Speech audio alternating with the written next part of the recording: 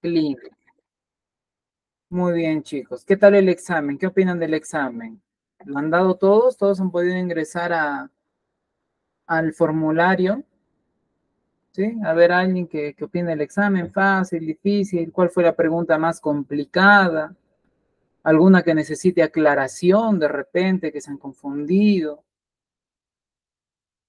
A ver, Mel nos dice sí, sí ha estado fácil entonces, excelente, me alegra mucho por ti, Mel. Esa es la idea es realmente que si tú has estado atento a las clases, ¿no? Has estado pues eh, repasando la información, ha sido fácil el examen, ¿no? Ha sido sencillo en ese sentido. La última, dice Mel. A ver, vamos a ver, ¿cuál era la última pregunta de ese examen?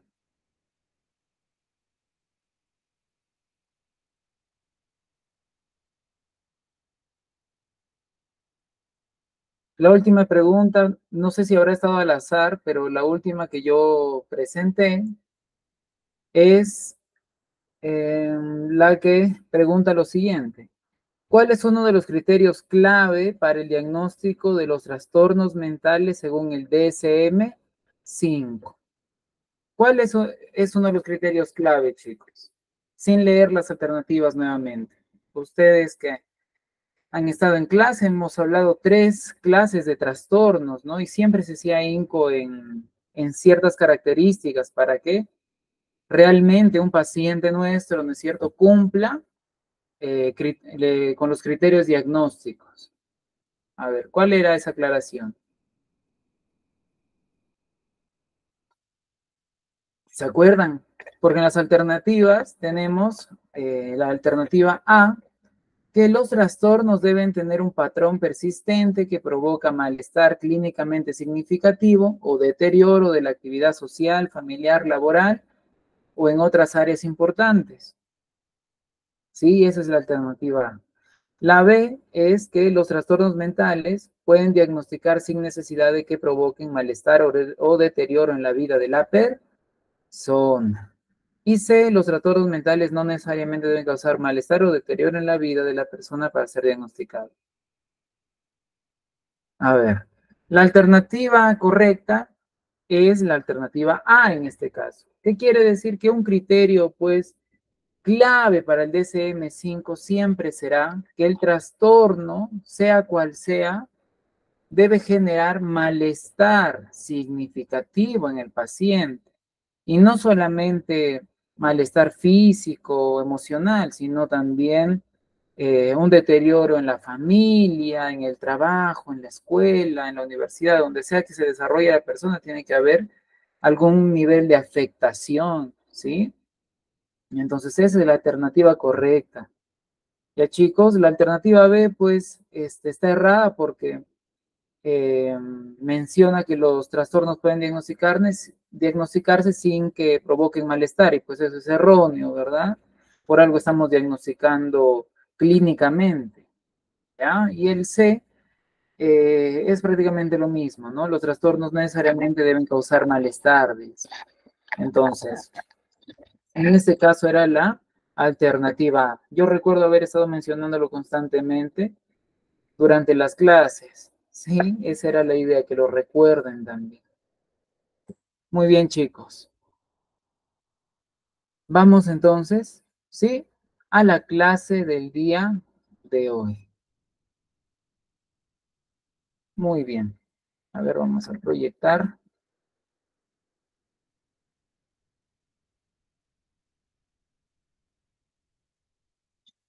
En la clase de hoy, chicos, vamos a hacer lo siguiente, ¿ya?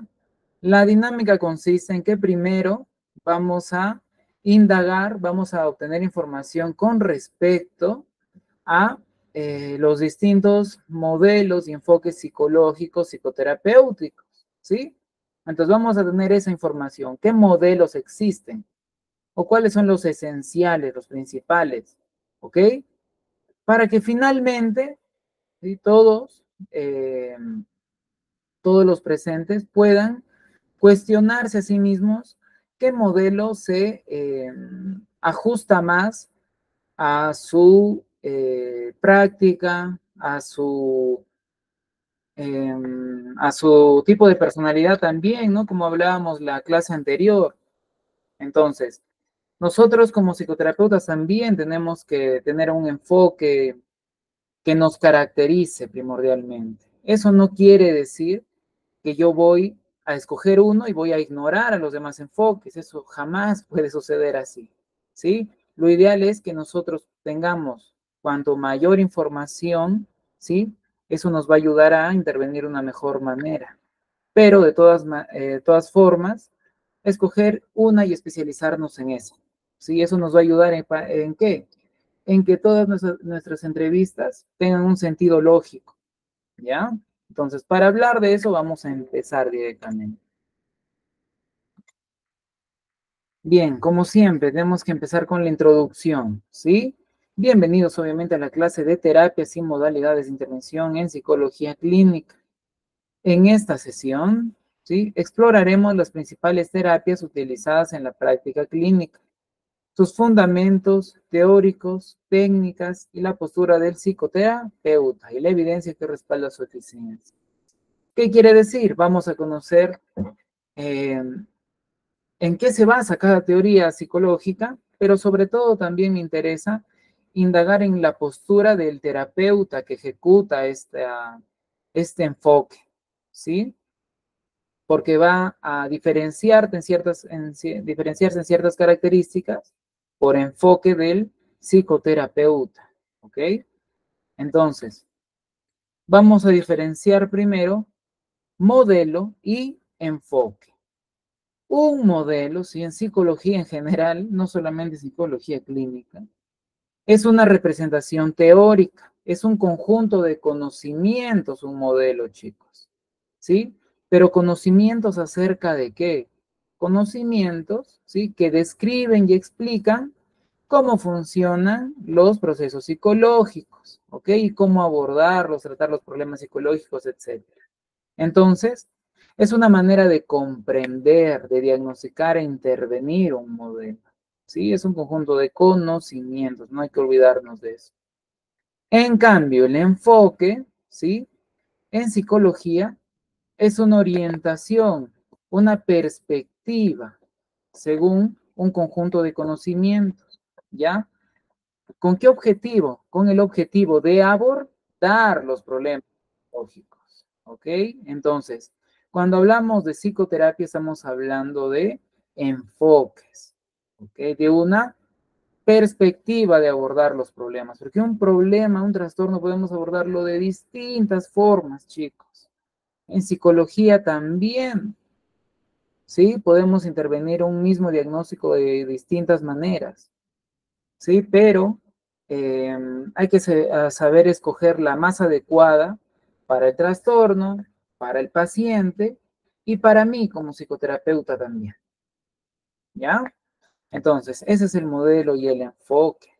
Para que se entienda aún más fácil, tenemos la psicoterapia como modelo de intervención y obviamente los 5 modelos principales, ¿ok? Que existen en psicología. Yo sé que hay nuevos, sí, que incluso se combinan en ciertos nuevos enfoques, pero realmente para no marearnos mucho, vamos a conocer los 5 principales para ver cuál se acomoda más a nosotros también. Eso es muy interesante. Entonces, tenemos los siguientes 5 modelos: modelo psicoanalítico, conductual, cognitivo, fenomenológico y sistémico. 5 modelos, entonces. De estos 5 modelos, ¿ok? Tenemos 5 enfoques terapéuticos. Sí, que en realidad deberían ser 4, pero hemos dividido el psicoanalítico con el psicodinámico. Y son los siguientes. Del modelo psicoanalítico encontramos el enfoque, obviamente, psicoanalítico, perdón, y psicodinámico.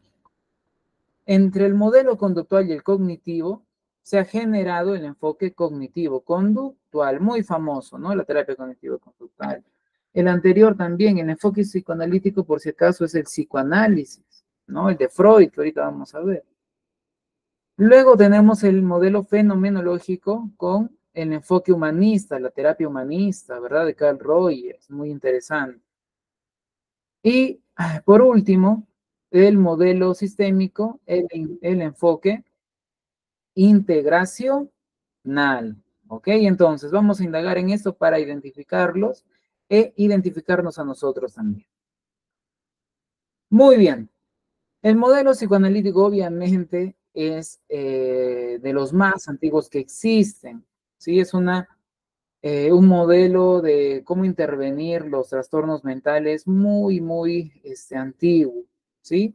Obviamente el máximo exponente es Sigmund Freud. Bien, él crea este modelo realmente, que se centra en qué? En el inconsciente, en la formación de la personalidad, en el origen de los problemas psicológicos. Entonces, es un modelo que se enfoca mucho en el pasado de los pacientes, ¿ok? Mucho en el pasado de los pacientes, en sus conflictos, en sus deseos, ¿no? Y Freud planteaba siempre que todo esto se origina en la infancia, ¿verdad? Por eso indagaba mucho en la infancia de sus pacientes, ¿ok? Entonces, ¿cuáles son las características del modelo psicoanalítico? Primero, pues, el inconsciente, ¿ok? La mente inconsciente contiene deseos, recuerdos y conflictos reprimidos que afectan el comportamiento consciente. El inconsciente es el que no se lo tiene presente de manera racional, en cambio el consciente es lo que hace una persona de manera racional, lo que está analizando para actuar, ¿sí? Entonces, Freud planteaba que tenemos una mente inconsciente, ¿sí? Que no la tenemos presente al momento de tomar decisiones, pero sí influye, ¿ok? Entonces, ¿qué se encuentra en esa mente inconsciente? Deseos, recuerdos, conflictos reprimidos, ¿no? Muchos seguro conocen información al respecto, ¿no? Entonces, segundo, la estructura de la personalidad. Freud planteaba que la personalidad está compuesta, ¿sí? Por los instintos, por el ego y el superego. Yo, super yo, ¿sí? Yo sé que eso lo han escuchado, pero vamos a conocerlo de esta manera. Instintos, ego y superego, ¿ok? Los instintos, pues, serán los deseos más primarios que tiene una persona, ¿sí? Los deseos fisiológicos, sexuales también. El ego será la racionalidad de la persona para contener esos instintos naturales. Y el superego, ¿sí? Será la moral, los valores que tiene esta persona, lo que ha aprendido como positivo y negativo.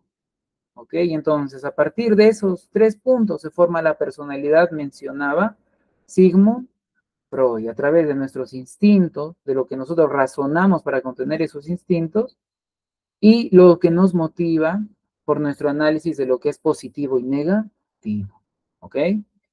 Etapas del desarrollo psicosexual. Entonces, Freud propuso, ¿sí? Que la persona se desarrolla a través de etapas psicosexuales. No vamos a ahondar, pero son la etapa oral, anal, fállica, latencia y genital. ¿Ok? Desde que nace, el ser humano tiene necesidades y satisfacción sexual, planteaba Freud.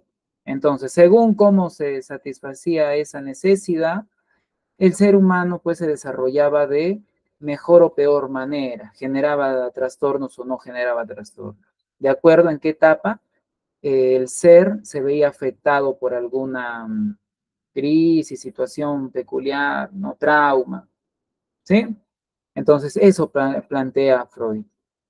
También los mecanismos de defensa. El ego, ¿sí? Este mediador racional, ¿se acuerdan? Utiliza mecanismos de defensa como la represión, la negación, la proyección para manejar los conflictos y reducir la ansiedad. ¿Sí? La represión sí hará referencia a que la persona va a ignorar sus necesidades, las necesidades que esté presentando, ¿sí? Las va a reprimir. La negación, ¿sí? Es un mecanismo de defensa en el cual la persona va a olvidar, va a negar, para que sienta de una manera más fácil, algún evento vivido, trauma vivido, etc.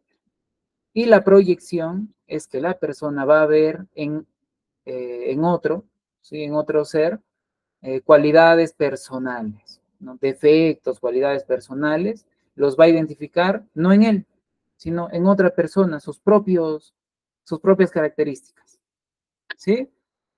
Muy bien, entonces eso planteaba Freud. Si se dan cuenta, es una mirada muy por encima para entender que el modelo psicoanalítico trabaja mucho con el pasado de los pacientes, ¿sí? Trabaja mucho con el pasado, averigua eventos, traumas, crisis desde el nacimiento del ser, ¿ok? Entonces, en cuestión de terapia, ¿qué realiza el psicoanálisis? ¿Sí? Bueno, en primer lugar, como les vuelvo a mencionar, explora cualquier conflicto inconsciente, que la persona no lo tenga presente, ¿sí? Que lo tenga negado, que lo tenga olvidado, ¿ok? Entonces va a explorar ello. Lo que sí es que va a utilizar distintas formas de llegar hasta esta información.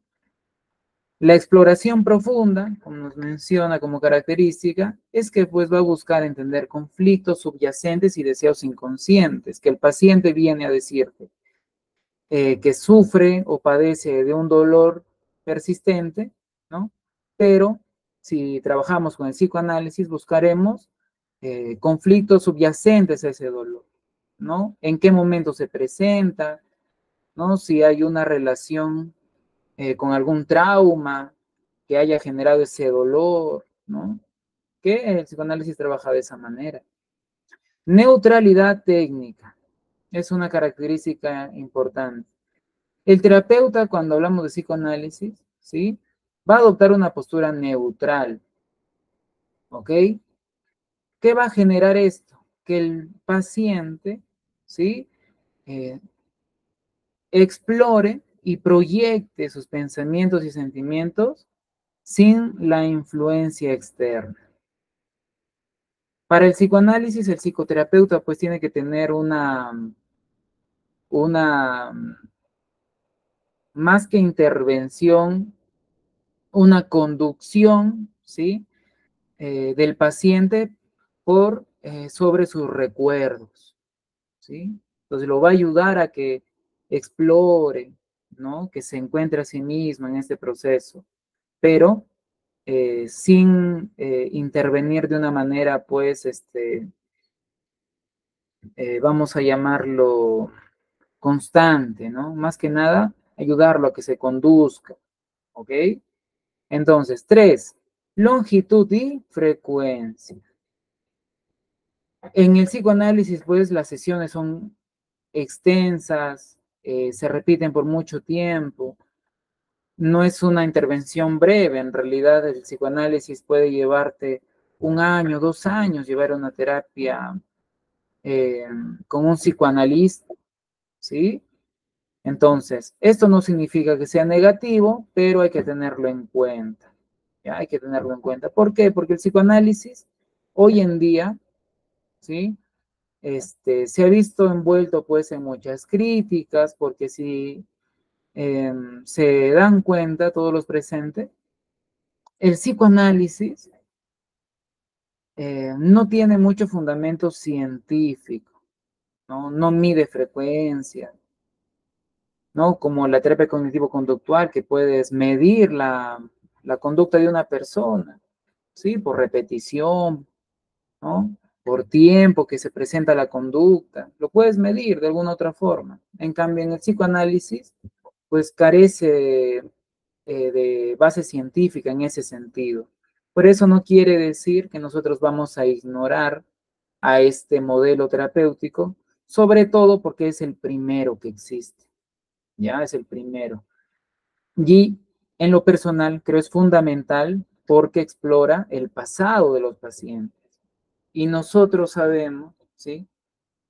Eh, como estudiantes de psicología, profesionales, personal de salud, pues que el pasado va a afectar claramente a nuestros pacientes, lo que hayan vivido, sus experiencias, el dolor que hayan sentido, no el dolor físico, sino el dolor emocional. Eso genera consecuencias, ¿ok? Hasta el día de hoy. Puedes llamarlo trauma, puedes llamarlo ansiedad, pero de todas maneras existen consecuencias de lo vivido, ¿sí? Entonces, hay que respetar también este modelo y si desean practicarlo, pues es cuestión de capacitarse en ese sentido y en realidad ya hay corrientes modernas que trabajan con el psicoanálisis y tratan de inmiscuirla en cuestiones científicas. Es cuestión solamente de interesarse, porque de eso trata la clase de hoy. Más allá de exponerles el modelo terapéutico, es que ustedes se interesen por uno. Porque una vez tú te interesas por un enfoque terapéutico, tú empiezas yo sé que vas a empezar a investigar, a leer, a conocer, y vas a llenarte de técnicas y herramientas de ese enfoque. ¿Sí? Porque no es que un enfoque tiene dos técnicas en psicoterapia, tres, no, tiene muchas, muchísimas. Entonces, si te interesa una, vas a ser un excelente terapeuta en ese sentido. ¿Ok? 4, la cuarta característica, transferencia y contratransferencia. En una terapia psicoanalítica, el psicoanalista presta mucha atención, chicos, a los sentimientos que va a sentir el paciente hacia el psicoanalista, ¿sí? Va a indagar también sobre eso. Y no va a quedar allí, sino también en su respuesta emocional propia, en lo que le está generando al psicoanalista, lo que está realizando como intervención.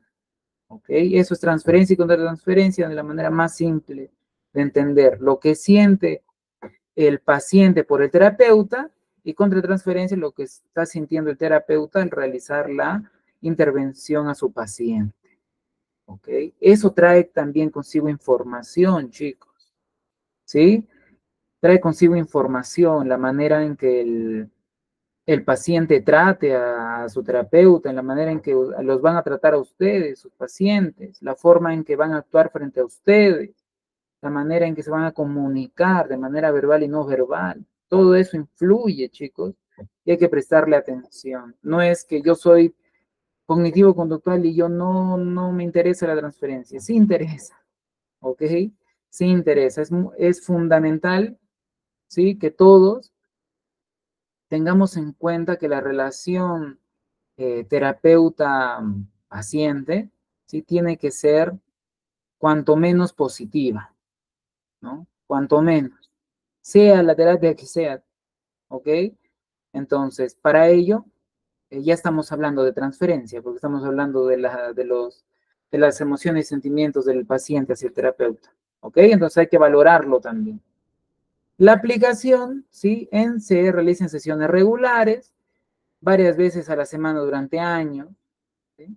Ambiente de exploración es un espacio seguro, sin juicios. La idea es que el paciente no se sienta nada juzgado, porque va a hablar de cosas, pues, de eventos traumáticos, probablemente. Entonces, no puede sentirse, este, juzgado. Y ojo que eso se practica hasta el día de hoy, ¿no? Yo estoy seguro que siempre reciben la recomendación de que no deben juzgar a sus pacientes y nace desde la corriente psicoanalítica. Y en razón de que los pacientes tenían que explorar eventos traumáticos. Interpretación. El terapeuta interpreta los pensamientos, sueños y comportamientos del paciente para revelar los conflictos inconscientes. Ese es un punto complicado del psicoanálisis, porque interpreta, ¿sí? ¿Qué quiere decir? Que el psicoanalista va a interpretar la información a su parecer, ¿no? Los pensamientos, sueños y comportamientos del paciente. Por eso, Si van a realizar psicoanálisis, tienen que tener mucha información para que deje de ser una apreciación propia y se convierta en una apreciación psicoanalítica. ¿Qué quiere decir? Que la información que tengan la comparen con juicios psicoanalíticos más que con su juicio propio. ¿Sí? Segundo enfoque del psicoanálisis, el enfoque psicodinámico. Es una evolución del psicoanálisis clásico y más antiguo, ¿sí? Pero obviamente conserva el énfasis en el inconsciente, si no, no fuera psicoanálisis. Las relaciones tempranas y los conflictos internos, pero es menos intensivo y más centrado en aspectos actuales del funcionamiento del paciente. Es una evolución, ¿no es cierto? Ya no se queda en el pasado, sino trata de aventurarse en el presente también. Evidentemente, como características tenemos las relaciones tempranas, ¿no? Los conflictos internos, los procesos inconscientes, ya habíamos hablado, y la relación terapéutica de la transferencia y la contratransferencia. ¿Sí? Son características muy, y por no ser las mismas, porque nacen del psicoanálisis. No olvidemos que el modelo psicoanálisis es el conjunto de conocimiento. Entonces, su aplicación, en cambio, es diferente porque la frecuencia es moderada, ya no será pues largos años de terapia, ¿sí? Cuando hablamos del enfoque psicodinámico, estamos hablando de una intervención más corta, ¿sí? Obviamente esto va a depender de las necesidades del paciente y va a enfocarse en el aquí y ahora, ¿sí? Ya no va a solo centrarse en el pasado, sino también en las relaciones actuales, ¿sí? De este paciente, en su dinámica personal actual, por eso es psicodinámico, ¿sí? Entonces va a indagar en qué está generándole sus relaciones personales, su relación consigo mismo, ¿sí? Obviamente, con información del pasado también, en conjunto ahora. Uso de técnicas de exploración, igual que el psicoanálisis, ¿no? Pero es más flexible y adapta a las necesidades actuales del paciente. No necesariamente, entonces, vamos a hablar de análisis del sueño, sino de una entrevista abierta, ¿verdad? Muy bien. No, no estructurada. Postura del terapeuta psicoanalista. Importantísimo tener esto en cuenta, chicos, porque yo sé que a muchos les interesa el psicoanálisis. ¿Y cómo es la postura de un psicoanalista? Es neutral y reflexivo. Un psicoanalista, pues, tiene que ser neutral, ya lo vimos, que no puede interferir en la exploración de los traumas de su paciente, no los puede juzgar, entonces es sumamente neutral en ese sentido. No va a calificar como positivo o negativo nada, ¿sí? Pero es reflexivo, que toda esta información que tiene, ¿ok? La va a interpretar de alguna manera. Entonces, es un psicoterapeuta neutral y reflexivo. Explora el inconsciente, ¿sí? Facilita la expresión profunda de pensamientos y emociones. Analítico. Encuentra patrones, conflictos en el relato del paciente, en lo que revela, ¿no? No directivo. Fundamental. Permite al paciente dirigir la asociación libre. La asociación libre no es más que el paciente explorando ideas, verbalizando su pensamiento constantemente, ¿sí? Asociando información que está refiriendo, sin ningún tipo de dirección, ¿ok? Entonces, el psicoanalista permite ello, ¿sí? Permite ello. Vamos con el modelo conductual, ¿sí? Obviamente, el máximo exponente es Skinner, ¿verdad? Lo reconocemos en la foto. El modelo conductual se basa, obviamente, en el comportamiento, pero que ese comportamiento es aprendido. Y si se puede aprender, mente se puede modificar, ¿no? A través del aprendizaje. Si yo aprendo, quiere decir que yo puedo aprender nuevas conductas, ¿verdad? Entonces, ese es el enfoque conductual. Se va a centrar plenamente en los comportamientos observables y medibles, dejando de lado los procesos mentales. No le interesa el modelo conductual los procesos mentales, ¿no? Sino el comportamiento del ser. ¿Ok? Entonces va a medir ese comportamiento. Como el comportamiento es observable, se puede medir. A un niño yo puedo medir la frecuencia, ¿sí? En la que se levanta de su carpeta de clases, ¿no? Entonces haré una observación, ¿sí? Al alumno en su aula y voy a medir esta conducta. De repente se levantó de su silla de clases 5 veces en una hora, ¿no? Entonces ya estoy midiendo. Chicos, igual el tiempo de si hace rabietas, ¿no? Si llora, si tira al piso, puedo medir el tiempo que dura este evento, ¿no? Y generar patrones, etcétera, y trabajar a partir de ello, ¿sí? ¿Cuál sería el objetivo en este caso? Disminuir la intensidad, ¿no? Disminuir las veces en que el niño se para de su asiento. Ese es el enfoque conductual. ¿Cuáles son las características del el condicionamiento clásico, ¿no? Pablo demostró con experimentos, ¿no? La presencia de estímulos y respuestas condicionadas e incondicionadas, ¿sí?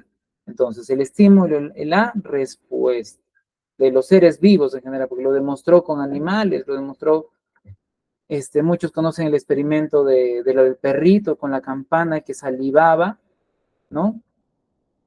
Ante el estímulo de la campana. ¿Por qué? Porque estaba asociado, ¿sí? A su alimentación. Era un perrito, ¿ok? De una manera muy simple vamos a explicar un perrito, ¿sí? Al cual se le daba de comer, ¿ok? Entonces, en el momento de que era su comida, hacían sonar una campana, ¿sí? Así constantemente, todos los días. Era por ejemplo, la 1 de la tarde. Sonaba la campana, le daban de comer. Sonaba la campana, le daban de comer. Así sucesivamente, ¿sí? Hasta que en un determinado momento se retira el alimento y solo se hace sonar la campana. El perrito se acerca a comer, pero no había comida. Aún así, el perrito ya estaba salivando. Sí, ya estaba salivando, ya mostraba una respuesta ante el estímulo de la campana, que era un estímulo ya pues condicionado. ¿Sí? Condicionamiento operante, lo habla Skinner, se refiere al aprendizaje mediante refuerzos y castigos. La conducta se puede reforzar, ¿sí? O podemos disminuir también la presencia de una conducta mediante los refuerzos, ¿sí? Castigos, que no es igual a premio y castigo, ojo, ¿ah? Y eso lo dejo como tarea, ¿ya? Pero que se entienda, obviamente, que la conducta se puede aumentar o disminuir en su frecuencia, ¿sí? Hay que tenerlo eso siempre presente. 3, modelado. Bandura, ¿sí? Albert Bandura demostró también con experimentos que los niños aprenden mediante la observación, ¿sí? El experimento del muñeco bobo, yo sé que lo han escuchado, ¿no? Un niño que observaba cómo a un muñeco se lo golpeaba, ¿no? Entonces se lo deja al niño a solas con ese muñeco y el niño no hace más que golpear a ese muñeco, ¿no? Aprendió cómo, observando. No le dijeron golpéalo, no lo acercaron sus manos para que golpee, no, solamente observó y luego repitió. Entonces, esas son las características esenciales del modelo conductual, ¿ok? Su aplicación, pues, ya habíamos conocido un poco, la desensibilización sistemática, ¿no? Reducir la ansiedad mediante la exposición, mediante el acercamiento del paciente, ¿sí? Hacia el origen de su miedo, ¿ok? Una técnica muy delicada, pero que se puede practicar. Refuerzo positivo y negativo, uso de recompensas para aumentar la frecuencia de comportamientos deseados y de consecuencias negativas para disminuir los índices, ¿no? Entonces, ¿vamos a reforzar una conducta o vamos a castigarla? ¿Sí? Mediante otro estímulo. ¿Sí? Muy bien. Tenemos ahora el modelo cognitivo. El modelo cognitivo, pues, obviamente el padre del modelo cognitivo, Aaron Beck, ¿sí? Con Alberelli. ¿Qué se sostiene? Que existen pensamientos y creencias en las personas que van a influir en sus emociones y su comportamiento. Ellos incluyen entonces los pensamientos y las creencias, distorsiones cognitivas, pensamientos disfuncionales, ¿sí? Que tienen consecuencias conductuales. Entonces, ya no es solamente una conducta que se repite o que se aprende mediante la observación, con refuerzo de castigo, no, sino que hay un pensamiento detrás de estas conductas, plantean Aaron Beck, Albert Ellis. ¿Okay? ¿Cuáles son las características entonces de este modelo? Las distorsiones cognitivas, ¿ok? Pensamientos irracionales negativos que van a distorsionar la realidad de la persona. ¿Sí? De eso hablábamos en las clases de ansiedad, ¿verdad? Que el paciente va a tener un pensamiento catastrófico. ¿Sí? Ese es un pensamiento irracional, ¿verdad? ¿Que puede modificar la conducta? Por supuesto, puede modificar la conducta. Bien. 2. Esquemas cognitivos. Estructuras mentales que organizan la información y guían la interpretación de las experiencias. Pues se postula que todos nosotros tenemos un conjunto de conocimientos previo antes de afrontar nuevas situaciones y que esos conocimientos nos van a ayudar a interpretar la realidad, ¿sí? Nos van a ayudar a afrontar lo que estamos viviendo. Si esas estructuras mentales, pues, eh, son adecuadas, vamos a llamarlo, pues afrontaré la realidad de una buena manera, ¿no? De una manera positiva, fructífera, conseguiré mis objetivos, pero si no tengo esa información previa adecuada o suficiente, pues sufriré mucho estrés, padeceré ansiedad, ¿cierto? Todo me parecerá más difícil. 3. Reestructuración cognitiva. Proceso de identificar y cambiar pensamientos irracionales o disfuncionales. Entonces, esta es una técnica que ya habíamos hablado, ¿no? Identificar un pensamiento y cambiar ese pensamiento por uno más racional, chicos. ¿Sí? A trabajar acerca de un pensamiento, circular a través de él. Aplicación. Identificación de pensamientos automáticos. ¿Sí? Identificar qué pensamientos automáticos, es decir, los primeros pensamientos que aparecen ante ciertos estímulos, están afectando al paciente. Trabajar acerca de ello. ¿No? Reestructuración cognitiva y entrenamiento en habilidad. Entonces, proponen aquí que al paciente tú le puedes enseñar cosas, ¿sí? Mediante las palabras, puedes explicarle qué hacer en una situación, ¿sí? No es que en la cognitivo-conductual perdón, en el modelo conductual tienes que exponerlo ante el estímulo o en todo caso tienes que enseñarle con el ejemplo, ¿verdad? Como planteaba Bandura. Pero aquí, Beck propone, pues, que se le puede enseñar al paciente, brindarle herramientas antes de que afronte estas situaciones, antes de acercarlo al estímulo, ya puedes explicarle, ¿sí? Puedes entrenarlo en ese sentido. Enfoque, entonces, modelo conductual, modelo cognitivo, juntos se genera el enfoque terapéutico cognitivo-conductual, el más practicado probablemente en la actualidad por tener la base científica más amplia, ¿sí? Hasta mi persona, yo soy psicoterapeuta cognitivo-conductual, pero como siempre les digo, es importante tener la información de todos los enfoques, ¿ok? Y en este caso, las características del enfoque cognitivo-conductual es que es estructurado y dirigido a objetivo, ¿sí? Cuando asistes a psicoterapia cognitivo-conductual expresamente, ¿sí? Hay una estructura para conseguir los objetivos. Entonces se plantea un plan terapéutico, ¿sí? Muy estructurado. Es por eso la importancia de saber las diferencias de la entrevista estructurada, semiestructurada ¿no? Y no estructurada, porque en la cognitivo-conductual, pues, utilizaremos en la mayoría de los casos entrevistas estructuradas o semiestructuradas, ¿ok? Basado en evidencia, obviamente, al poder medirse, ¿no? Al poder transmitirse la información en estadística, se convierte en evidencia científica la terapia cognitivo-conductual. Colaborativo y educativo, nos dice el punto 3. Aquí vemos una gran diferencia con el psicoanálisis, ¿no? En el psicoanálisis, el psicoanalista brindaba mucha libertad al paciente, lo dejaba expresar acerca de sus traumas, todo lo que le generaba dolor, etc. Pero en la cognitivo-conductual, ¿sí? El terapeuta se inmiscuye, ¿sí? Influye en el comportamiento, en los pensamientos del paciente. Ok, chicos. Aplicación.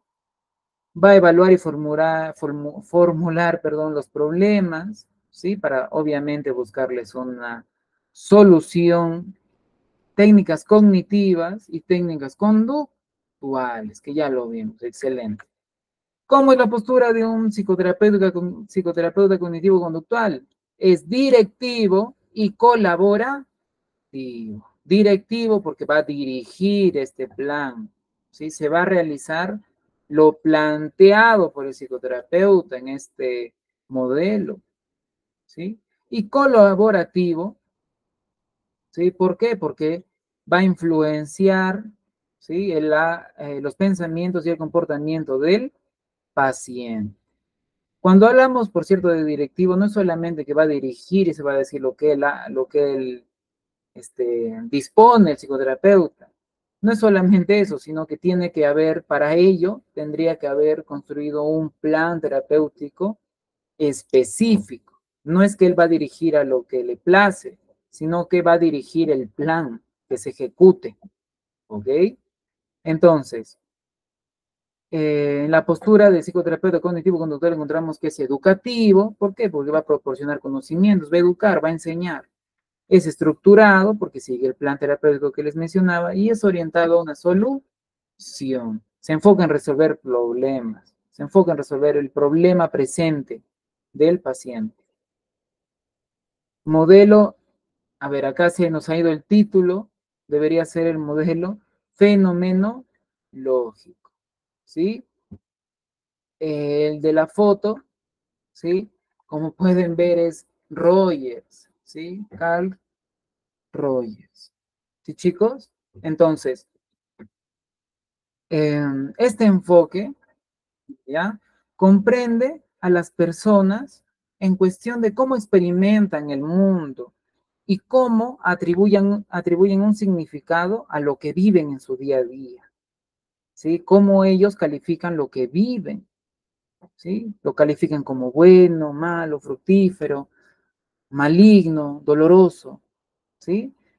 Entonces, se va a centrar esta terapia en la individualidad, en la singularidad, en la diferencia de las personas, que es única la persona, que por ser un ser humano tiene la capacidad de atribuirle un significado a lo que estás viviendo día a día. Y con eso tenemos que trabajar, dice el modelo fenomenología. Perdón, hoy día se me traba la lengua muchas veces.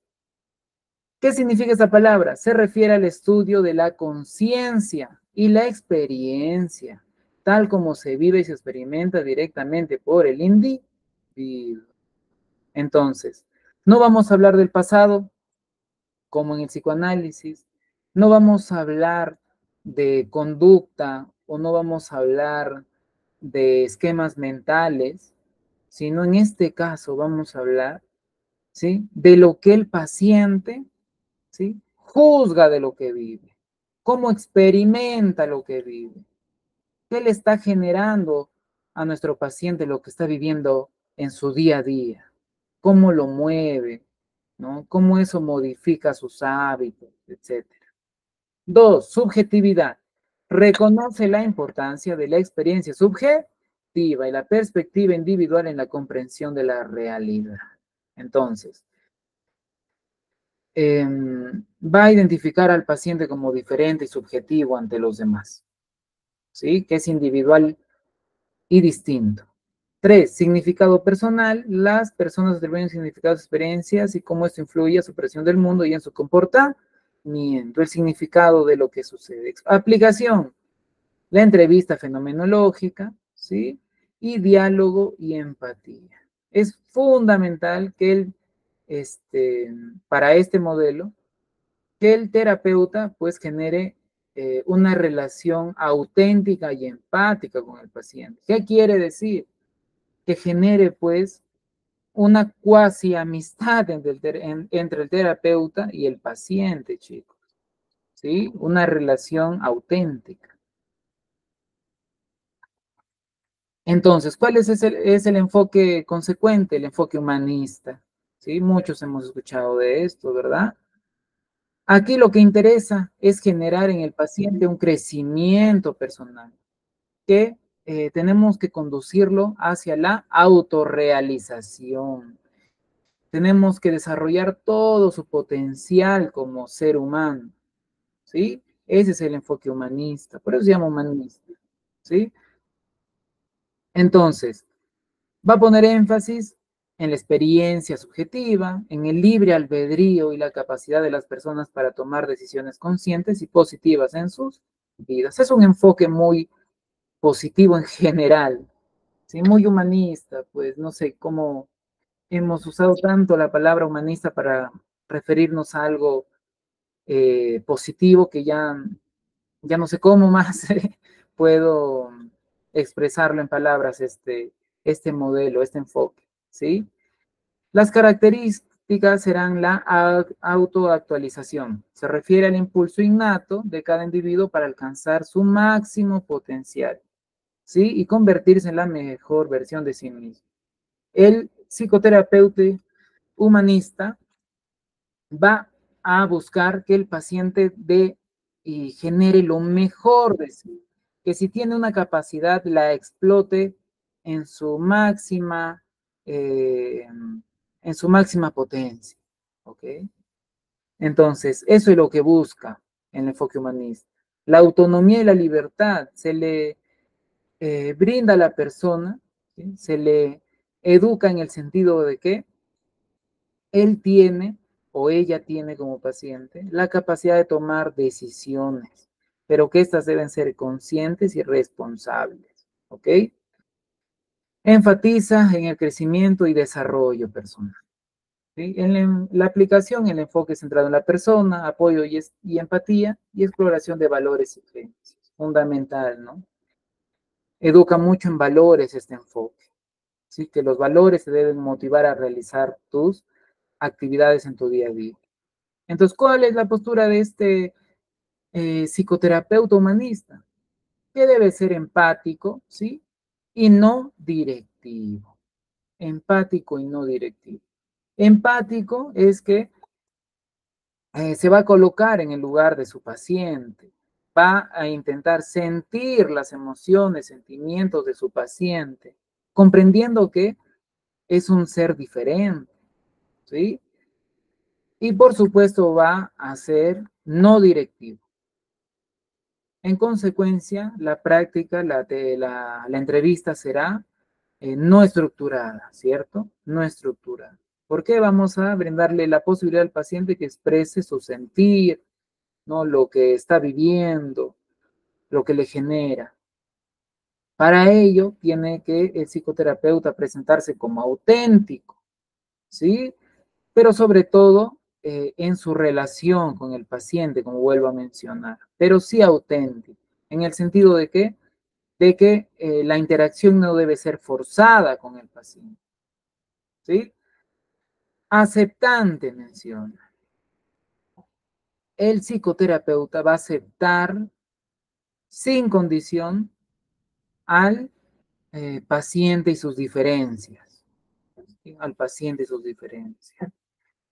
Muchas veces, pues, cuando explican el enfoque humanista, se le pregunta al expositor, ¿no? Y si el paciente o el que asiste a terapia es un asesino, es una persona que ha lastimado a otras, igual se lo acepta de manera incondicional y positiva. Lo que postula este modelo, este enfoque es que sí, se lo acepta aunque haya hecho lo que sea, se merece el paciente en su calidad de paciente aceptación incondicional positiva, ¿sí? Que este paciente, sea lo que sea que haya hecho, ¿sí? Eh, por este enfoque se cree que puede mejorar, que puede generar nuevos valores, que puede desarrollarse como una persona en su máximo potencial. ¿Okay? Facilitador del crecimiento. Apoya el desarrollo personal y la autoactualización. Muy bien, es lo que estábamos hablando. Modelo sistémico. Muy bien. Postulado, obviamente, y defendido por Bertalanffy, ¿no? Ludwig von Bertalanffy. El modelo sistémico, ¿sí? Se basa en la teoría de los sistemas, ¿sí? Se centra en comprender el individuo. ¿En dónde? En el contexto de sus relaciones interpersonales y su entorno. Entonces, vean, a diferencia de los otros modelos, va a identificar al paciente, a la persona, como parte de un sistema, ¿sí? Parte de un conjunto de personas. ¿Ok? Entonces, a partir de este conjunto de personas va a encontrar relaciones, ¿sí? Dificultades, dinámicas. Entonces, fundamental tener en cuenta este modelo, ¿sí? Porque va a considerar a los problemas psicológicos que no están solamente en el individuo, sino que pueden encontrarse como resultado de un patrón disfuncional, ¿sí? De las relaciones familiares, sociales o culturales. Entonces, eh, es fundamental siempre que cuando entrevistamos a nuestros pacientes, ver cómo, ¿sí? Su relación con los demás, su dinámica familiar, ¿sí? Su relación laboral, ¿sí? Lo está afectando, ¿sí? Y en qué nivel lo está afectando, de qué manera, por qué está sucediendo en su casa, en su trabajo, con sus amigos, ¿sí? En sus estudios, sobre todo con las otras personas, ¿no? ¿Qué le están generando? ¿Sí? Por ello que tenemos esas características. El enfoque relacional. ¿Sí? Entonces vamos a examinar las interacciones de los demás con nuestro paciente, las dinámicas entre los miembros de un sistema, cómo la dinámica de parentalidad afectó al paciente, pero también puede afectar, ojo, la dinámica conyugal al paciente, hijo. ¿Sí? Cuando hablamos de parentalidad, hablamos del rol de los padres, ¿no? Con nuestro paciente, de sus padres con el paciente. Y cuando hablamos de relación conyugal, estamos hablando de la relación de esposos de sus padres, cómo se trataban como pareja. Eso también afecta a nuestro paciente como su hijo, al observar ello, al percibir las emociones de su madre, de su padre, ¿sí? Él va a generarse, pues, obviamente, aprendizajes, etcétera, ¿no? Para no ahondar mucho en ello. Pero sabemos que tenemos consecuencias por las dinámicas familiares. Wilmer Hasso dice el chivo expiatorio, claro, ¿no? Nace de este modelo sistémico, el chivo expiatorio, que es elegir a un ser de la dinámica como culpable de todos los males, ¿no? Y no siempre es acertado ello. En realidad nunca es acertado escoger a un chivo expiatorio en una familia, es un pésimo indicador. ¿Sí? 3. Homeostasis. Los sistemas, ¿sí? Buscan su equilibrio. ¿Ok? Todo sistema familiar, laboral, lo que sea, busca su equilibrio. Es decir, estar estable por el mayor tiempo posible. Pero muchas veces a costa del dolor de uno de los miembros, a costa del sufrimiento, a costa de alguna dinámica inadecuada en la familia, ¿sí? Entonces, eso encontramos en el modelo sistémico, ¿ok? Aplicación, terapia familiar, obviamente, terapia de pareja, terapia de grupo, fundamental. Trabajar este tipo de terapia también es muy fructífero, chicos. Y así no sean ustedes psicoterapeutas sistémicos, tener esa información fundamental, ¿sí? No puedes ignorar las dinámicas de tu paciente. Bajo ninguna circunstancia puedes ignorar, ¿sí? Tal vez no encuentres un diagnóstico en consecuencia de una mala dinámica, pero sí vas a encontrar posibilidades o eh, posibilidades en este caso de mejora, ¿sí? De nuestro paciente. Porque si su dinámica familiar es adecuada, ¿no? Lo apoya, ¿sí? Nuestro paciente tiene un buen pronóstico.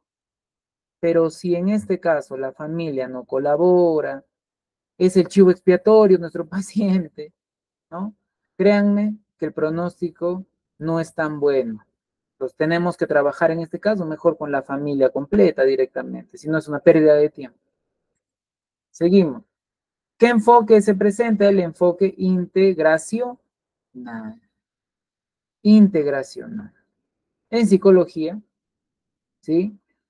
Eh, se intenta generar un enfoque unificado, ¿no? Pero no va a existir realmente, va a ser bien complicado. Pero el integracional lo intenta en la medida de lo posible, ¿sí? ¿Qué encontramos entonces? Flexibilidad, porque se va a adaptar a las necesidades y características de los pacientes. Eclecticismo, va a seleccionar y combinar elementos de diferentes teorías, ¿ok? Y se va a centrar en el cliente o paciente. Prioriza las necesidades y preferencias para generar un plan terapéutico, para encarrilar ahora sí un proceso terapéutico. Aplicación. La aplicación es evaluación integral, planificación del tratamiento y flexibilidad terapéutica. ¿Cuál es la postura de un psicoterapeuta sistémico? El psicoterapeuta sistémico será interactivo y colaborativo. ¿Qué quiere decir? Que va a interactuar con los miembros del sistema de alguna u otra forma, ¿sí? Que va a tratar de generar nuevas dinámicas, ¿sí?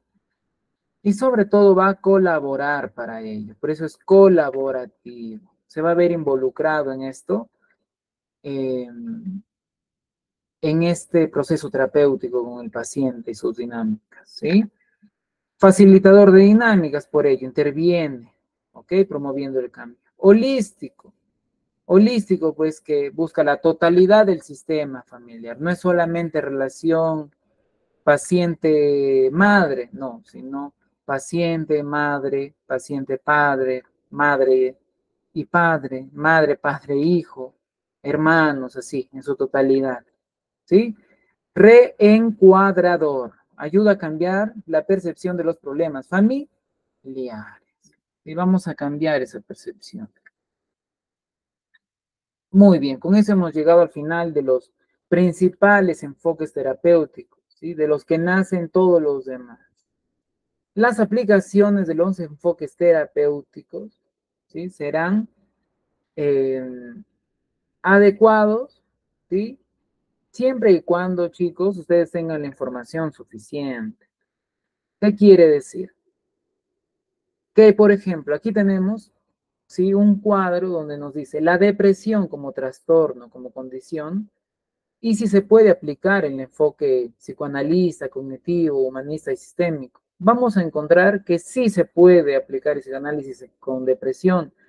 También la terapia cognitivo-conductual, también lo humanista y también la sistémica. No por ello, un caso lo voy a trabajar cognitivo-conductual, otro caso humanista, otro caso psicoanálisis, ¿no? Esto va a depender de tus conocimientos, de tu especialidad. de tu postura. Tanto hemos hablado de la postura, ¿sí? Que tú tienes que mantenerla con tus pacientes. No es que tampoco una sesión trabajamos cognitivo-conductual, la segunda sesión humanista, la tercera psicoanálisis, no, imposible. Tienes que generar una postura tú como psicoterapeuta. Por eso yo les hablaba que en esta clase íbamos a indagar en su potencial terapéutico de todos ustedes, ¿sí? ¿Por qué? Porque tú tienes que desarrollar ese potencial a través de algún modelo, a través de un enfoque, ¿sí? Y volverte un especialista en ello, sea cual sea. ¿Sí? Aquí no hay eh, buenos y malos, simplemente la búsqueda del bienestar del paciente, ¿ok? Si eres un excelente cognitivo conductual, pues muy bien, vas a trabajar cognitivo conductual los distintos trastornos, pero si manejas muy bien el psicoanálisis, permitido está que desarrolles ese, ese enfoque terapéutico, ¿sí? Pero obviamente, siempre generando un bienestar final al paciente. Sea cual sea la terapia, tiene que tener un inicio, ¿sí? Un inicio y un fin. No existe terapia infinita, no existe terapia de aquí a 20 años, ¿sí? Una terapia tiene que tener una consecuencia positiva en el paciente. Entonces, sea cual sea, tú tienes que haber generado esa mejora, si se puede observable, mejor. ¿Sí? Entonces, vamos a encontrar este cuadro. Y si se dan cuenta, todos los trastornos prácticamente pueden desarrollarse con los distintos enfoques terapéuticos. Obviamente, hay algunos que son especializados, ¿no? Especializados. Por ejemplo, en cuestión de traumas, en la cognitivo-conductual existe la terapia de exposición, ¿sí? Entonces, si te enfocas en ello, pues excelente. Pero de repente manejas el enfoque humanista y para los traumas puedes desarrollar la terapia de experiencia somática, ¿no? Cómo está reaccionando el cuerpo del paciente ante los recuerdos, ante el estímulo, ¿no? Doloroso. Entonces, puedes trabajar también ello, ¿sí? Entonces, aquí más allá de que un enfoque sea mejor que otro, interesa que tú como psicoterapeuta, como psicólogo, trabajador de salud, ¿sí? Manejes herramientas apropiadas, ¿sí? Y con experticia. Experticia que se gana de dos maneras, ¿no? La primera es lo que están haciendo ahora, informándose, leyendo, escuchando, pues, a sus docentes. Y la segunda manera, ¿sí? Es la práctica, ¿sí? Realizarlo, chicos. Es fundamental ponerlo en práctica. Su primer paciente que llegue, pues obviamente, este, ustedes van a actuar no tanto con mucha experticia, pero al menos sí con experticia teórica, ¿sí? ¿Para qué? Para que actúen pues con sustento. En consecuencia, a su quinto paciente, décimo, 100, 200, pues ustedes ya van a manejarlo mucho mejor su terapia. Y si su primer paciente se demoró en 15 sesiones en terminar su terapia, yo estoy seguro que a su paciente número 20 se demorarán 10, a su paciente 50 y a 8, ¿sí?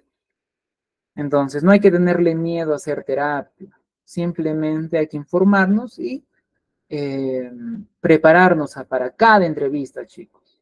¿Sí? No hay que prepararnos solo una vez, hay que prepararnos siempre. Para cada entrevista, dar una revisada al diagnóstico, darle una revisada al enfoque, al plan que he realizado, qué voy a ejecutar esta sesión, ¿sí?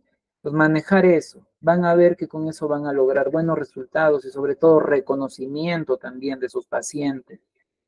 Muchas veces, ¿no? Siendo la última clase, me permito este, conversar acerca de que en su práctica psicológica clínica, ¿sí? La persona que va a revelar realmente cómo es el trabajo de ustedes, no es su jefe, el médico, otro psicólogo, no. La única persona que puede juzgar su práctica de ustedes es su paciente. El paciente que llega a su consulta es el único que puede decir, este psicólogo me ayudó o no me ayudó. Este psicólogo, esta psicóloga me hizo muy bien, ¿sí? Me ayudó a resolver mis conflictos, mi ansiedad, mi trauma. ¿Bien? Entonces, eso quiero que se lo lleven de aquí en adelante, chicos. ¿Sí? Porque otro psicólogo, pues, los calificará a través de su conocimiento teórico, más que nada. Un médico, otro profesional de la salud, pues los calificará de repente por cumplir sus metas en el sentido de cuántos pacientes atendieron o de repente pacientes dados de alta, ¿no? Pero lo que acá interesa es si el paciente realmente se siente gratificado al terminar su proceso terapéutico, chicos. ¿Sí? Wilmer nos dice, ¿cómo ingresa a sesión y con qué salió de la sesión? Exacto. Hay que tener en cuenta que cada sesión el paciente tiene que salir, eh, no vamos a decir mejor, ¿sí? Porque puede que en la primera, segunda no salga mejor el paciente, pero sí tiene que salir al menos informado, ¿sí? Tiene que salir al menos con una perspectiva distinta acerca de su padecimiento, acerca de su realidad. Entonces tiene que salir de la sesión, como dice Wilmer Caso, tiene que salir de una manera distinta a la que entró, ¿ok? Obviamente, al salir de terapia, al terminar la terapia, tiene que salir pues con bienestar, bien de salud. Tenemos los nuevos enfoques, ¿sí? Que lo tienen en ese cuadro. La terapia de aceptación y compromiso, compromiso y cambio, dialéctico conductual, focalizada en la emoción, sincronización del movimiento. Entonces, aquí están en qué casos se aplica por lo general, ¿sí? Y una pequeña descripción. ¿Ok? La aceptación y compromiso pues nos ayuda a aceptar los pensamientos y sentimientos, comprometerse a actuar de acuerdo a nuevos valores, ¿sí? La terapia de compromiso y cambio utiliza el mindfulness con estrategias de compromiso conductual, mindfulness, relajación, meditación guiada, ¿no? ¿Para qué? Para generar cambio. La dialéctico-conductual combina técnicas de cambio conductual y estrategias de aceptación para ayudar a las personas. ¿Sí? Fundamental es la terapia focalizada en la emoción, obviamente nos vamos a centrar en identificar, comprender y regular las emociones. ¿Sí? Sincronización del movimiento. Vamos a utilizar pues, movimientos rítmicos y sincronizados para ayudar a las personas a procesar y superar experiencias. También la arteterapia, todo eso. Yo sé que a muchos les puede generar rechazo ciertas terapias, ¿no? Como el psicoanálisis, la arteterapia, esta de la sincronización del movimiento, ¿no? Pero no hay que verlas como una terapia individual. Nosotros podemos utilizar esto como una técnica entre todas las que tenemos. ¿Sí? La arteterapia puede funcionar, por supuesto, pero no hay que usarla como una terapia individual. Dentro de repente de nuestro enfoque humanista, utilizamos la herramienta de el arte como expresión de las emociones, ¿sí? Entonces vamos a utilizarlo como herramientas, ¿sí, chicos? Ese es el consejo que les puedo dar con la experiencia que tengo, ¿sí? Entonces, siguiente. Vamos a explorar entonces su potencial terapéutico, mi potencial terapéutico, para que lo lean ustedes, ¿sí? Entonces, Vamos a participar todos los presentes. Esto es para culminar la clase, para culminar la sesión. Espero que estén atentos, conectados. Si estaban un poco ocupados, desatentos, ese es el momento para que giren los ojos hacia su pantalla y desarrollar un ejercicio, ¿sí? Un ejercicio para conocer su potencial terapéutico. No es un test, no es un cuestionario validado, estandarizado, confiable, no. Es un ejercicio nada más. Es una práctica, ¿ya? Pues vamos a desarrollar este ejercicio, que a mí me parece muy singular y sobre todo importante cuando estás iniciando la práctica psicológica, ¿sí? Entonces, estas son las reglas de este ejercicio, chicos. Espero que estén atentos. Las instrucciones es que van a leer el cuestionario. Cuestionario porque son obviamente preguntas. Uno, lee cada pregunta detenidamente y considera tu grado de acuerdo con la afirmación. Ustedes esto lo manejan mucho, ¿verdad? Seleccionas entonces un número del 1 al 5 que mejor refleje tu opinión, donde 1 significa totalmente en desacuerdo y 5 significa totalmente de acuerdo. Es una escala, pues, de intensidad, ¿no? Donde 1 es muy poco y 5 es mucho.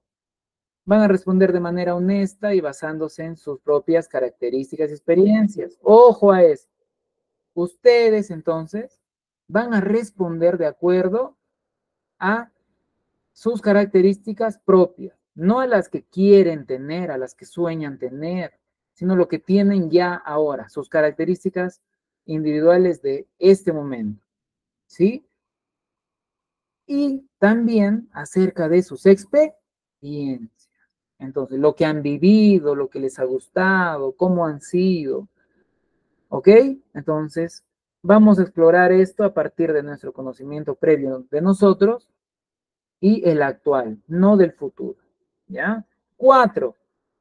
Es evidente que no hay respuestas correctas o incorrectas, ¿sí? Simplemente van a elegir una opción, un número van a elegir, del 1 al 5, donde 1 es muy poco y 5 es mucho. ¿Cómo vamos a calificar esto? Es muy simple. Vamos a sumar los puntos que has obtenido en cada sección, ¿sí? Porque son 5 secciones. Psicoanalítica, psicodinámica, cognitivo-conductual, humanista y sistémica. Entonces, van a haber 5 apartados. En el apartado de psicoanálisis, tú vas a obtener una cantidad de puntos. Entonces, si son 5 preguntas, ¿sí? Tú vas a obtener un mínimo de 5 puntos y un máximo de 25. Entonces, te recomiendo que lo anotes en algún lugar, ¿sí? ¿Cuántos puntos obtienes del apartado psicoanálisis? ¿Cuánto de psicodinámica? ¿Cuánto de cognitivo-conductual? Humanista y sistema. ¿Por qué? Porque en alguno de ellos vas a obtener un puntaje alto en comparación de los demás. Esto te va a dar indicios, ¿sí? De tu perfil terapéutico predominante. O sobre todo aquel que nos estamos dando cuenta que te estás sintiendo identificado. ¿Sí? Este ejercicio me hubiera gustado que me lo hagan en la universidad realmente. Sin embargo, es importante recordar que estas son solo estimaciones, ¿ya? Y tu perfil puede ser una combinación de varios enfoques, como el mío, ¿sí? Yo soy una combinación de varios enfoques, pero obviamente mi estandarte, no el primordial, el que más estudio es la psicoterapia cognitivo-conductual, ¿ok?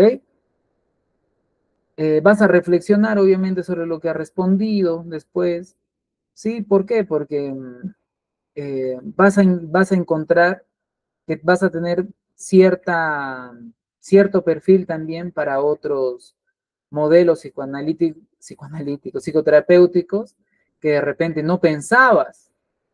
De repente hasta hoy día decías, no, yo soy humanista, solamente soy humanista. Y después del ejercicio, de repente sí, humanista primer lugar, pero segundo cognitivo-conductual o psicoanálisis.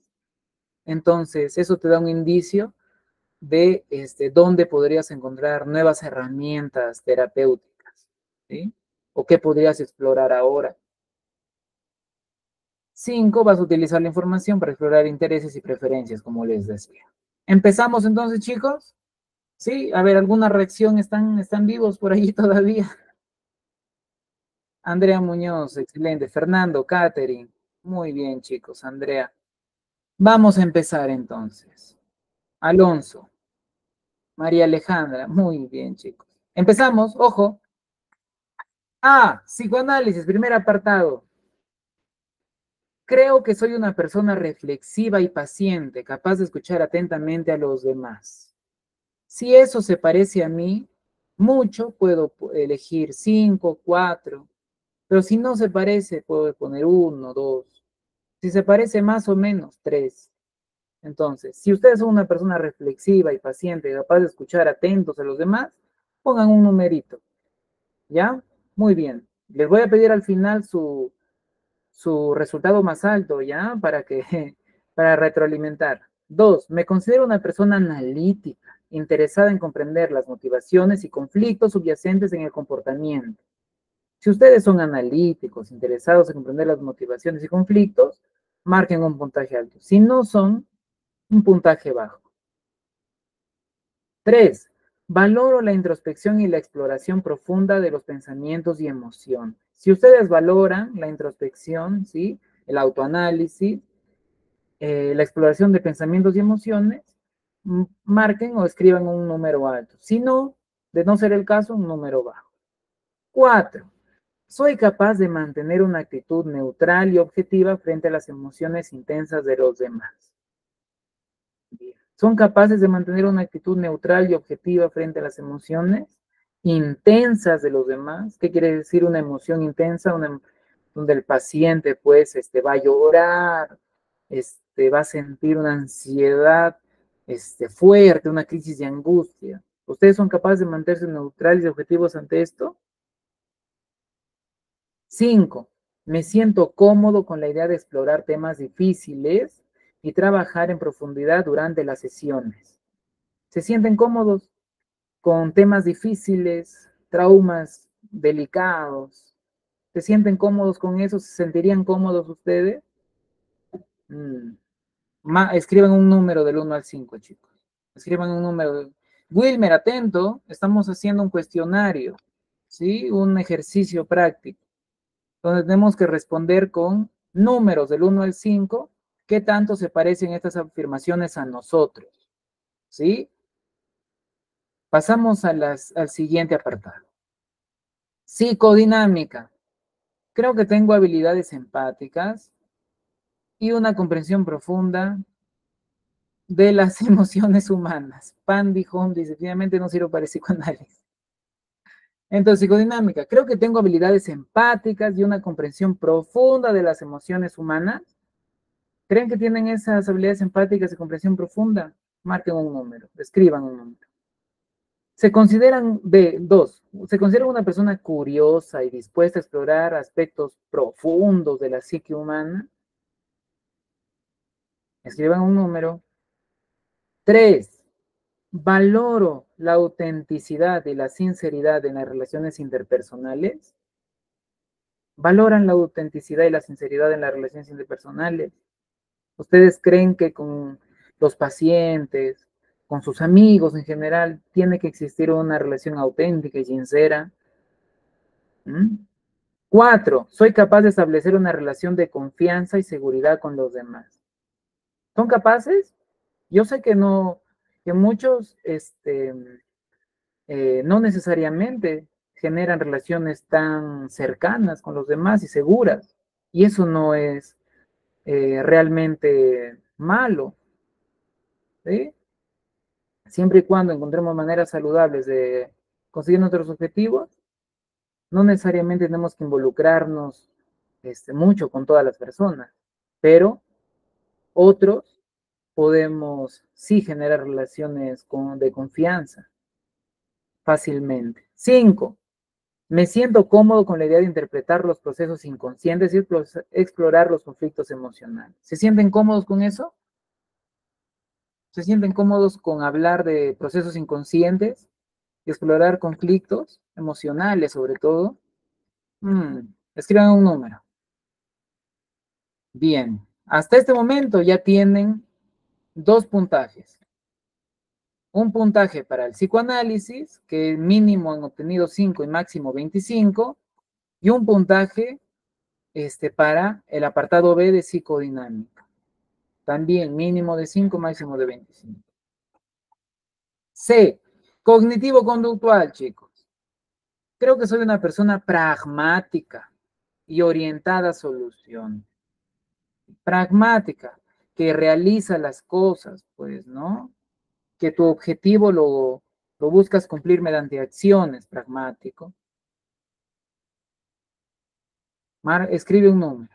2, me considero una persona organizada y estructurada, capaz de establecer metas claras y alcanzables. ¿Eres una persona organizada y estructurada? Ojo, eso es una característica muy personal. ¿Eres una persona organizada y estructurada? Escríbelo. 3, valoro el enfoque práctico y basado en la evidencia en la resolución de problemas. ¿Valoras eso? ¿Te interesa que tu enfoque sea basado en la evidencia? Si te interesa, si lo valoras, un número alto. Si no lo valoras tanto, crees que más importantes son otras cuestiones, un número bajo. No hay por qué alarmarse. 4, soy capaz de proporcionar orientación y apoyo práctico a los demás. ¿Eres capaz de cuando hay una persona que necesita apoyo, tú intervienes, educas, orientas? ¿Eres capaz de hacer eso? ¿Te gusta hacerlo en realidad? ¿Te gusta? Un número alto. Si es que te gusta, lo haces, lo practicas. Si no, no disfrutas de ello, te recomiendo escribir un número bajo. 5, me siento cómodo con la idea de desafiar y cuestionar pensamientos y creencias irracionales. Como persona, ¿te sientes cómodo al cuestionar a los demás por lo que piensan? ¿Mm? ¿Te sientes cómodo al hacer eso cuando estás con tu familia, amigos? ¿Te sientes cómodo desafiando sus pensamientos? Interesante. Un puntaje alto si es que consideras que sí disfrutas o eres capaz de ello, y un puntaje bajo si no disfrutas, si no se parece a ti eso. Bien. Hasta ahora ya tienes 3 apartados, 3 puntajes. Vamos al cuarto. Humanista. Primera pregunta. Creo en el potencial humano para el crecimiento y autorrealización. ¿Crees en eso? Que todas las personas, sin excepción, pueden crecer, mejorar, adoptar nuevas capacidades, valores. ¿Crees en eso? Puntaje. Si crees mucho, si no crees, puntaje abajo. 2, me considero una persona compasiva y empática, capaz de aceptar a los demás tal como son. Esto es algo muy personal. ¿Te consideras compasivo, empática? ¿Sí? Si realmente eres compasivo, empático y puedes aceptar a todos tal como son, puntaje alto. Si no, si te cuesta, si no, prefieres no hacerlo, puntaje bajo. 3, valoro el enfoque centrado en la persona y la importancia de establecer una relación auténtica y genuina. ¿Sí? Como persona, ¿no? Disfrutas de las relaciones genuinas, auténticas, de la sinceridad, ¿no? 4, soy capaz de ofrecer un espacio seguro y no crítico para que los demás exploren sus sentimientos y emociones. ¿Eres capaz de ofrecer un espacio seguro?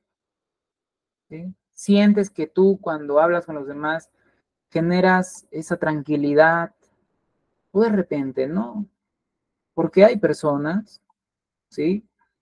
Y me considero también en lo personal, que a veces, por lo general, yo manejo algunas interacciones a través de la estructura, ¿no? De generar dinámicas a veces incluso verticales.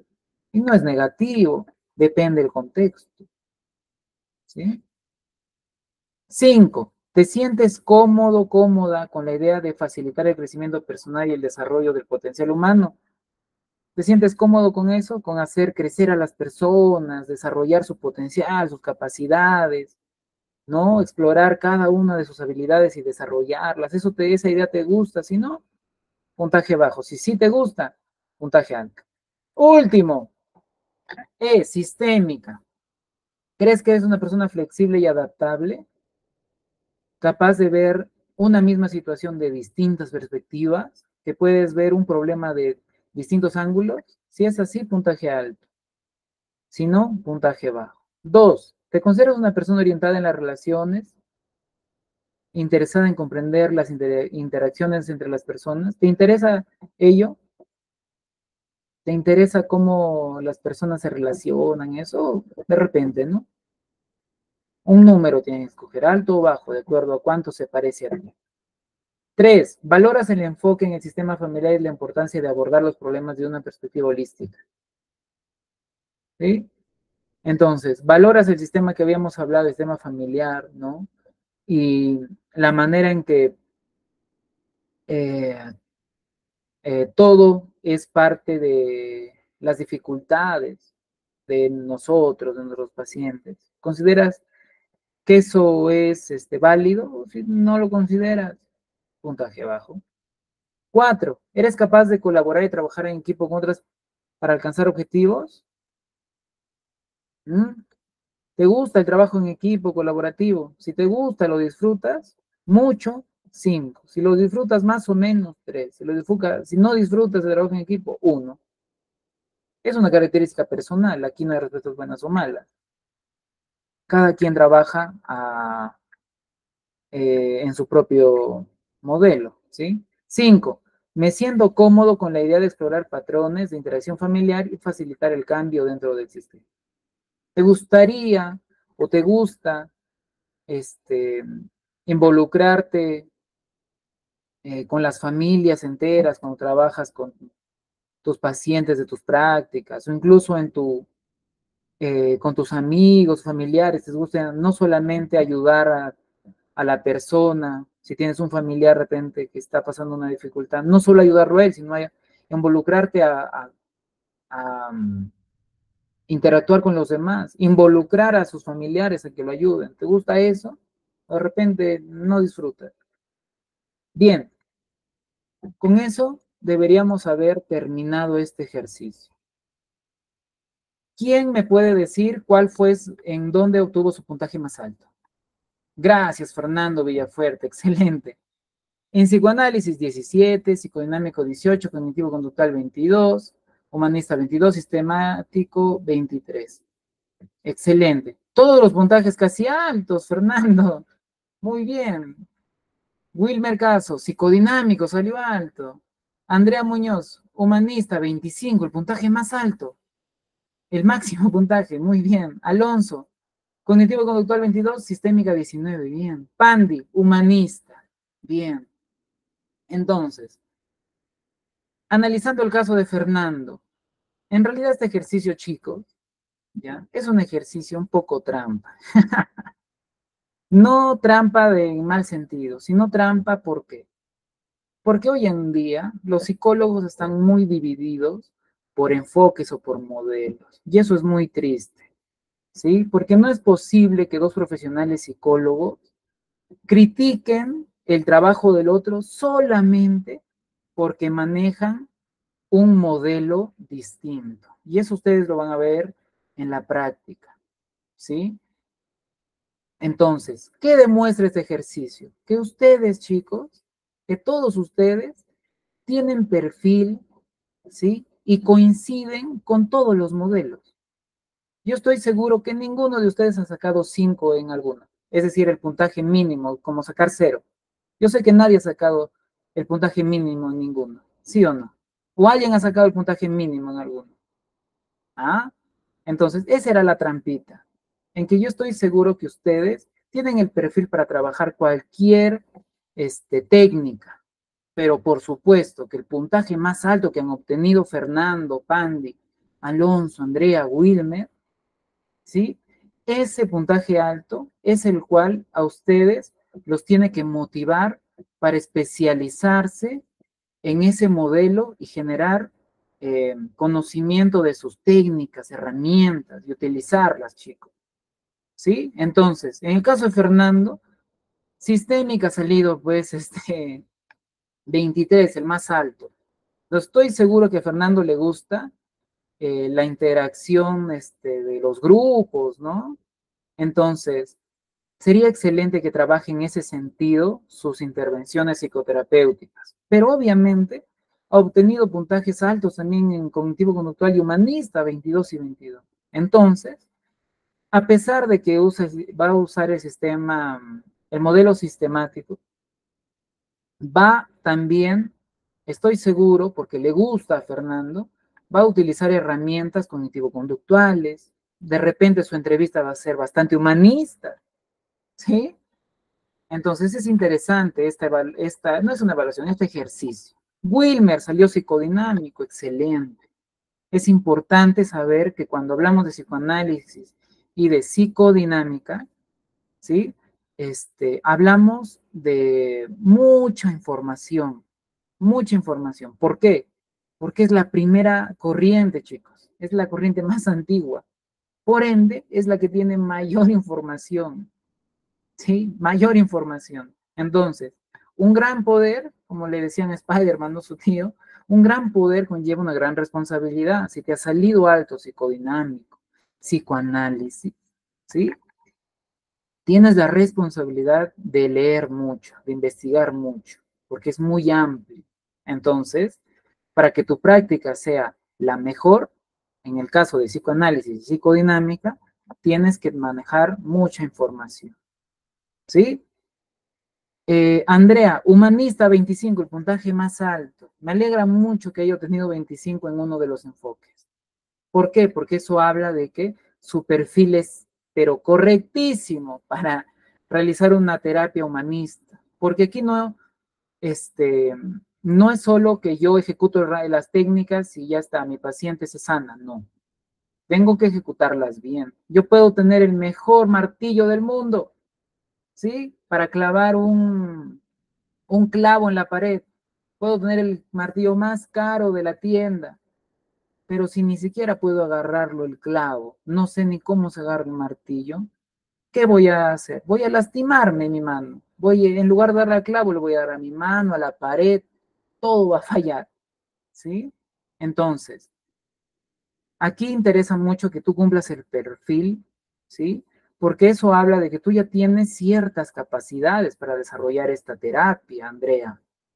Entonces, yo te propongo que estudies la terapia humanista, la terapia gestal, ¿no? Porque lo vas a hacer muy bien, ¿sí? Alonso Berenguel, TCC 22, sistémica 19. Muy bien. Entonces, estoy seguro que Alonso va a ser un excelente psicoterapeuta que va a realizar pues su actividad muy estructurada, comprendiendo los sistemas familiares de sus pacientes, ¿no? Y ejecutando técnicas que no solamente involucre el cambio comportamental de su paciente, sino también probablemente el cambio conductual de su familia, de su pareja, ¿no? No va a estar tranquilo Alonso con solo haber trabajado con el paciente, va a desear trabajar también con su sistema familiar probablemente. ¿Para qué? Para asegurarse hasta el final, y eso me gusta mucho también a mí, para asegurarse hasta el final que el paciente, cuando tenga una recaída, ¿no? Que esto es muy real, cuando el paciente tenga una recaída, algún momento nuevo de crisis, su familia, su dinámica lo sostenga, pues. ¿Sí, chicos? Entonces así va a ser. Fernando, Fernando, con Fernando ya hablamos, ¿no es cierto?, de sistémica, ¿no? Que ha sido tu puntaje más alto y que vas a manejar muy bien las interacciones familiares. Obviamente, acá hay una cuestión importante, chicos. Hay modelos que sí, pues, no es que sean enemigos, pero su perfil es muy distinto, porque el cognitivo conductual es estructurado, directivo, y el humanista, en cambio, es muy libre, no es nada directivo, le brinda al paciente toda la facilidad para explayarse, no hay una estructura en la cual tenga que seguir el paciente. Y la interacción psicoterapeuta-paciente en el humanista es eh, muy cercana a la amistad, ¿sí, chico? El psicoterapeuta es casi amigo de su paciente, genera un vínculo auténtico. En cambio, cognitivo-conductual no puedes permitirte, ¿sí?, que exista una relación de cuasi amistad. ¿Por qué? Porque cuando hablamos de cognitivo-conductual hablamos de dirigirlo al paciente. Entonces el paciente te tiene que tener un cierto grado de respeto que no se parezca a una amistad, sino se parezca más a que él cumple, ¿sí?, tu dirección, ¿no? Como si fueras un entrenador, como si fueras eso, un entrenador para él, ¿sí? Entonces, como has tenido el mismo puntaje entre cognitivo conductual y humanista, Fernando, te recomiendo que explores en ese sentido. Obviamente, el modelo sistémico ya lo tienes, lo vas a ejecutar, pero tienes que acompañarlo con algo, ¿sí? Escoge el cognitivo conductual y humanista a través de qué? De investigar, de ver entrevistas. En Internet, gracias a Dios, estamos en una época muy buena para estudiar. Entonces, investiga, ve videos de cómo es una entrevista psicológica. Hay una entrevista en YouTube de Carl Rogers, el fundador del Humanista. Pues busca esa entrevista, mírala cómo es. ¿Te gusta como entrevista? ¿Te identificas con Carl Rogers? Si no te identificas, no te gustó al final, de repente vamos por la cognitivo-conductual. Pero te recomiendo que empieces con la humanista, que la investigues a ella primero. ¿Sí? Así es, chicos. Así quedaríamos entonces. Ya nos pasamos de tiempo. Realmente les agradezco mucho haberme acompañado en este curso de psicología clínica. Espero haberlos podido ayudar en sus cuestiones, haberles dado información que hayan necesitado, sobre todo, que ustedes se lleven aprendizaje no tanto teórico, sino a partir de mi experiencia, ¿no? A partir de lo que hablábamos de la práctica real. Alonso Berenguel, bibliografía para enfoques empleados para cada trastorno. Bien, voy a generar algún documento para mandárselo a Arnold y se los comparto en el grupo de WhatsApp. Chicos, eh, cuídense mucho, estamos sobre la hora, practiquen una buena terapia, ¿no? Sean unos buenos psicólogos y por sobre todo, nunca se olviden, chicos, ¿sí? Que lo más importante siempre no es ser el mejor psicólogo, competir, no, acá lo mejor, lo más importante, lo que nos motiva a nosotros debe ser el bienestar de nuestros pacientes, a todo costo. Eso es lo más importante, que nuestros pacientes se encuentren bien. ¿Ok, chicos? Muy buenas noches y eso sería todo. Arnold, adelante, por favor. Muchísimas gracias. Listo. Gracias, estimado, licenciado Joseph, por habernos acompañado en todas estas